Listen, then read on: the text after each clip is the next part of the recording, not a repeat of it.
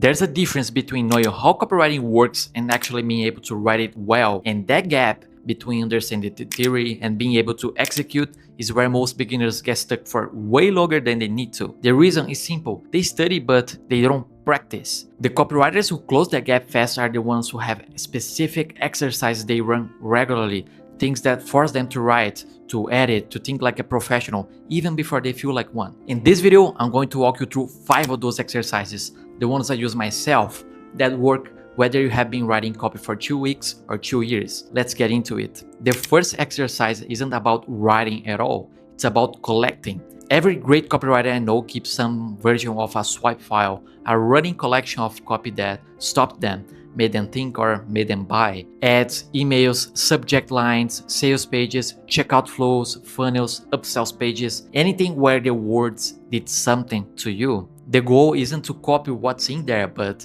to have a reference library you can pull from when you're stuck. So instead of staring at a blank page, you're asking yourself what approach would work here and whether you have seen something like this done well before. The way I do this is pretty simple.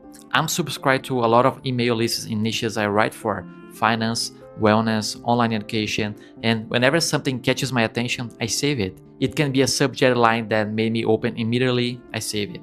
An ad that stopped my scroll, I screenshot it. A sales page with a hook that I hadn't seen before, I bookmark it. Over time, that collection becomes one of your most valuable assets as a writer because it trains your eye for what it works and gives you raw material to study when you want to understand why something works. You can organize it by format: emails, ads, landing pages, VSLs. So when you need inspiration for a specific copy asset, you're not digging through everything to find it. Now, the second exercise is the one that builds the actual skill faster than anything else. Take any piece of copy, it can be an ad, an email, a landing page, and rewrite it completely from scratch in your own words. Keep the same goal, the same offer, but find your own angle, your own hook, your own way through it. This works for a few reasons. You already know the piece was written with a specific objective, so you're not starting from zero. You have something to react to, something to compare your version against. And when you're done, you can look at both versions side by side and ask yourself honestly, which hook is stronger? Which body flows better? Which CTA is clearer? That comparison is where the learning actually happens. When I was developing my copy skills early on, 5 years ago, 6 years ago, I wasn't only working on client projects. I was constantly pulling apart campaigns I found interesting and rebuilding them my way, not to use them, just to understand the mechanics and practice making decisions under the same constraints a real campaign would have. So do this regularly and your things start developing faster than you expect, I guarantee it.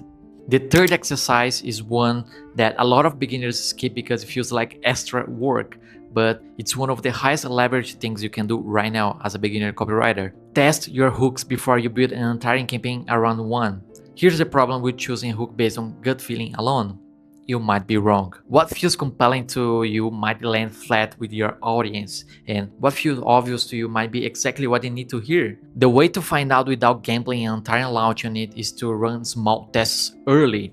If you have an audience or your expert have an audience, post 2 or 3 different angles on social media and see which one gets more engagement, more replies, more shares. Or in the case if you're running paid traffic, you can run a small batch of ads with small budget in a short period of time, with different hooks pointing to the same page, and look at the click-through rate. Not conversions yet, just clicks. Now ask yourself, which version made more people want to know more? That number tells you something your gut simply can't. I have seen campaigns that look incredible on paper completely underperform because the hook was slightly off.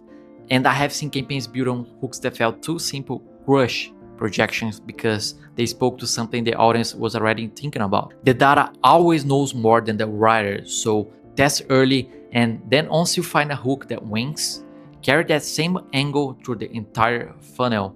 Your ads, your landing page, your emails, so the message stays consistent from the first touch to the sale. The fourth exercise is about editing, and specifically about getting your copy simple enough that anyone can read it without friction. There's a mistake a lot of writers make when they are trying to sound credible. They make their writing more complex, longer sentences, more technical language, more sophisticated vocabulary, and in copy that almost always backfires. The moment a reader hits a sentence they have to reread to understand, you have lost a little bit of their momentum. And do it enough times and they leave. The standard I use is this. If a child couldn't read this out loud smoothly on their first pass, it needs to be simplified. So go through your copy after you write it and look for sentences that are doing too much, carrying too many ideas at once, using words that require effort to process, building clauses on top of clauses. Break them up. What you have to do is to replace complex words with simpler ones that mean the same thing. You can cut adverbs that aren't earning their place, rewrite passive construction into direct active ones. This sounds like a small thing, but the difference between copy reading at a high reading level and copy reading at a conversational level is real and measurable in conversion rates. The goal is never to sound smart, but to be understood immediately, effortlessly on the first read. The fifth exercise is one I come back to constantly, even after years of doing this professionally. It's the practice of turning features into benefits, and it's harder than it sounds. A feature is a factual description of what something is or does.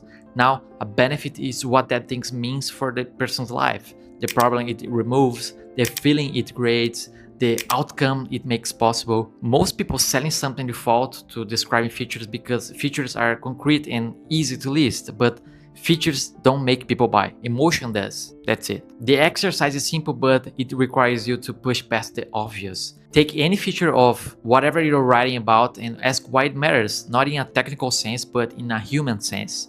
Why does this feature exist? What problem does it solve? What does life look like for someone once that problem is gone? And what does it feel like to finally have that? Let me show you what this looks like in practice. Say you're selling an online course that includes lifetime access to all future updates. The feature is lifetime access with all updates included. Most people would write that exactly as it is and simply move on, but that's wrong. But when you push it through those questions, you get somewhere different. Now, why does this feature matter? Because the industry changes fast and what you learn today might be outdated in a year. What problem does it solve? The fear of paying for something that becomes useless. What does life look like once the problem is gone? You bought it once and it keeps working for you. There's no second purchase, no feeling like you got left behind. What does it feel like? Security, like the decision you made today is still a good one 2 years from now. So instead of lifetime access with all updates included, your benefit becomes something like this. The marketing landscape changes every year.